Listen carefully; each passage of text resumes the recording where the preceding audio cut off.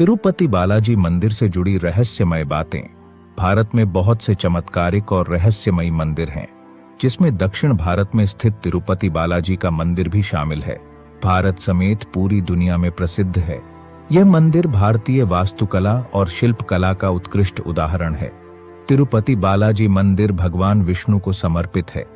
यह मंदिर आंध्र प्रदेश के चित्तूर जिले में तिरुमला पर्वत पर स्थित है और यह भारत के मुख्य तीर्थ स्थलों में से एक है। तिरुपति बालाजी का वास्तविक नाम श्री वेंकटेश्वर स्वामी है, जो स्वयं भगवान विष्णु हैं। मान्यताओं के मुताबिक श्री वेंकटेश्वर अपनी पत्नी पद्मावती के साथ तिरुमला में निवास करते हैं। कलयुग के प्रारंभ होने पर आदि वराह वेंकटाद्रि पर्वत छोड़कर अपने लोक चले गए, जिसके चलते ब्रह्मा जी चिंतित रहने लगे और नारद जी से विष्णु जी को पुनः लाने के लिए कहा। नारद एक दिन गंगा के तट पर गए, जहां पर ऋषि इस बात को लेकर भ्रम में थे कि हमारे यज्ञ का फल त्रिदेवों में से किसे मिलेगा। नारद जी ने उनकी शंका के समाधान हेतु भृगु को यह कार्य सौंपा। उन्होंने तीनों देवों की परीक्षा लेने का सोचा। महर्षि भृगु, जो कि ब्रह्मा जी के मानस पुत्र हैं, उनको इस कार्य के लिए चुना गया। महर्षि भृगु सर्वप्रथम ब्रह्मलोक पहुंचे। ना तो उन्होंने ब्रह्मा जी की स्तुति की, ना ही उन्हें प्रणाम किया। यह देख ब्रह्मा जी क्रोधित हो गए और क्रोध की अधिकता से उनका मुख लाल हो गया। परंतु यह सोचकर कि भृगु जी उन्हीं के पुत्र हैं, उन्होंने अपने क्रोध को अपने विवेक से दबा लिया और भृगु ऋषि वहां से चले गए। वहां से महर्षि भृगु ने कैलाश की ओर प्रस्थान किया। देवाधिदेव महादेव भृगु को आता देख प्रसन्न होकर अपने आसन से खड़े हुए और उनको गले से लगाने के लिए भुजा फैला दी। किंतु भृगु तो उनकी परीक्षा लेने आए थे। भृगु ने उनका आलिंगन अस्वीकार कर दिया और कहा, हे शिव, आप हमेशा ही धर्म की मर्यादा का उल्लंघन करते हैं।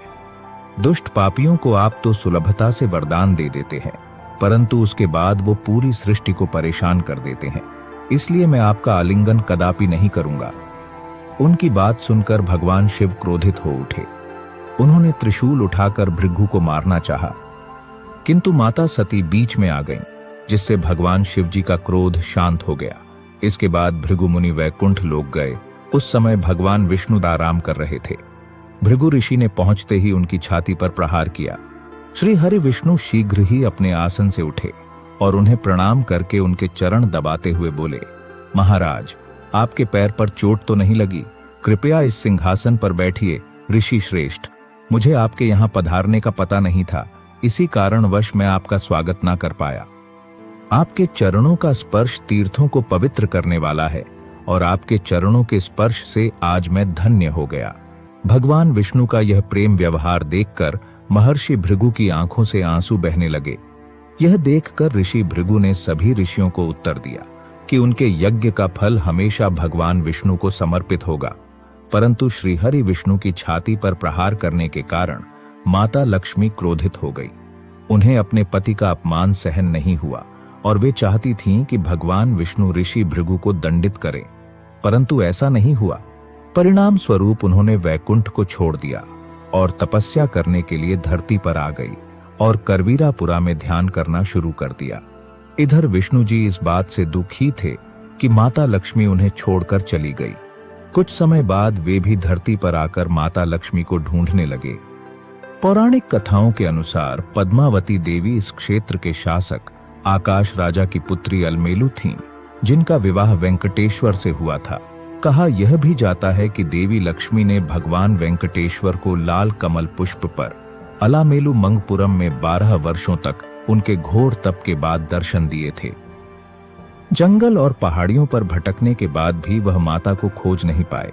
आखिर परेशान होकर विष्णु जी वेंकटाद्रि पर्वत में एक चींटी के आश्रय में विश्राम करने लगे।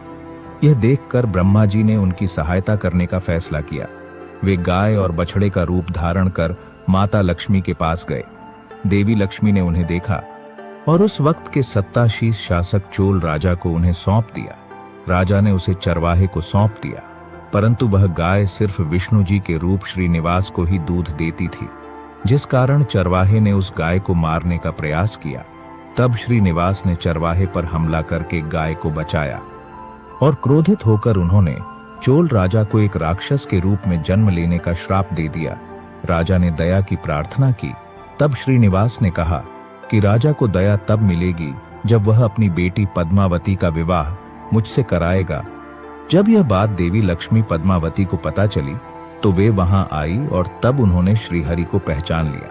वेंकटेश्वर और पद्मावती दोनों एक दूसरे से मिले और देवताओं ने राजा से अपनी बेटी की शादी भगवान से करने के लिए कहा। माता लक्ष्मी से शादी करने के लिए भगवान विष्णु ने कुबेर जी से कर्ज लिया। कर्ज लेते समय भगवान विष्णु ने कहा था कि कलयुग के अंत तक वह अपना सारा कर्ज ब्याज समेत चुका देंगे।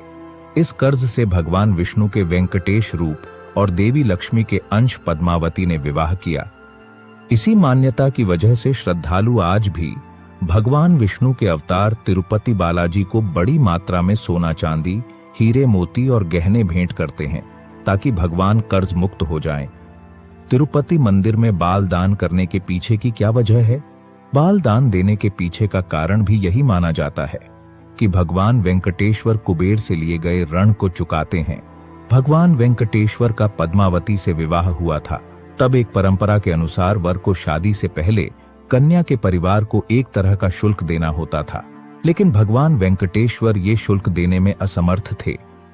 इसलिए उन्होंने कुबेर देवता से ऋण लेकर पद्मावती से विवाह किया और वचन दिया कि कलयुग के अंत तक वे कुबेर का सारा ऋण चुका देंगे।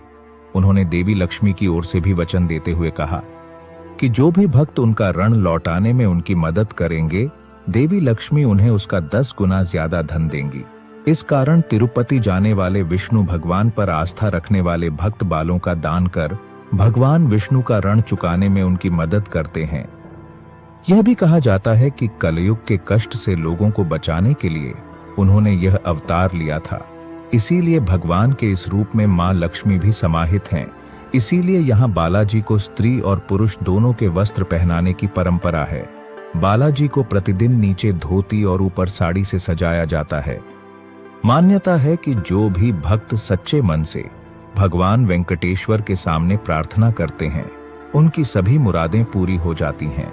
भक्त अपनी श्रद्धा के मुताबिक यहाँ आकर तिरुपति मंदिर में अपने बाल दान करते हैं। ऐसा कहा जाता है भगवान वेंकटेश्वर स्वामी जी की मूर्ति पर लगे बाल असली हैं। यह बाल कभी भी उलझते नहीं हैं और हमेशा मुलायम रहते हैं। ऐसा कहा जाता है कि यहाँ भगवान खुद विराजमान है। जब मंदिर के गर्भगृह में प्रवेश करेंगे तो ऐसा लगेगा कि भगवान श्री वेंकटेश्वर की मूर्ति गर्भगृह के मध्य में है। लेकिन आप जैसे ही गर्भगृह के बाहर आएंगे तो चौंक जाएंगे, क्योंकि बाहर आकर ऐसा प्रतीत होता है कि भगवान की प्रतिमा दाहिनी तरफ विराजमान है। अब यह सिर्फ भ्रम है या कोई भगवान का चमत्कार, इसका पता आज तक कोई नहीं लगा पाया है। तिरुपति बालाजी मंदिर में भगवान वेंकटेश्वर की प्रतिमा अलौकिक है। यह विशेष पत्थर से बनी है। यह प्रतिमा इतनी सुंदर और जीवंत है कि ऐसा प्रतीत होता है जैसे भगवान विष्णु स्वयं यहाँ विराजमान है। प्रतिमा को पसीना आता है।